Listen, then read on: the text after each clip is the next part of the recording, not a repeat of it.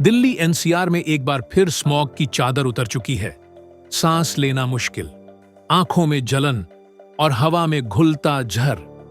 लेकिन सवाल वही, हम कोविड से तो डर गए, लेकिन प्रदूषण को लेकर इतने बेपरवाह क्यों हैं? वायु प्रदूषण हमारा सबसे बड़ा मौन हत्यारा है, लेकिन हम इसे गंभीरता से इसीलिए नहीं लेते क्योंकि इसका खतरा हमें तुरंत दिखाई नहीं देता।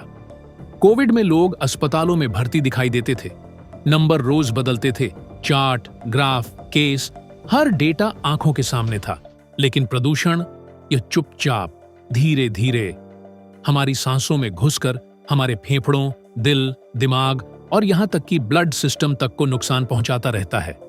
PM2.5 जैसे सूक्ष्म कण खून तक पहुंच जाते हैं और बढ़ा देते हैं हार्ट अटैक, स्ट्रोक, दमा, डायबिटीज और यहां तक कि कैंसर का खतरा। लेकिन इन सब का कारण प्रदूषण है, यह कोई डॉक्टर सीधे लिख नहीं सकता। यही वजह है कि यह खतरा दिखता नहीं और लोग इसे नजरअंदाज कर देते हैं। रिपोर्ट यह भी बताती है कि भारत में अभी तक ऐसा स्वास्थ्य डेटा सिस्टम ही नहीं बना है जो प्रदूषण का रियल टाइम असर दिखा सके। इसी कमी की वजह से वायु प्रदूषण को राष्ट्रीय स्वास्थ्य आपातकाल माना ही नहीं जाता। लेकिन आंकड़े बताते हैं, अगर PM2.5 सिर्फ 10 माइक्रोग्राम बढ़ जाए तो मौत का खतरा 8% तक बढ़ सकता है और भारत जैसी आबादी में यह प्रतिशत हजारों नहीं, लाखों मौतों में बदल सकता है।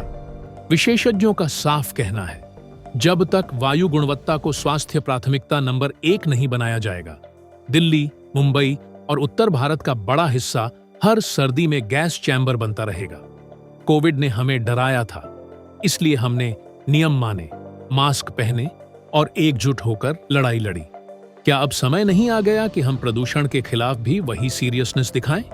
क्योंकि कोविड ने जिंदगी छीनी थी तेजी से, लेकिन प्रदूषण धीरे धीरे हर सांस के साथ हमें घुला रहा है।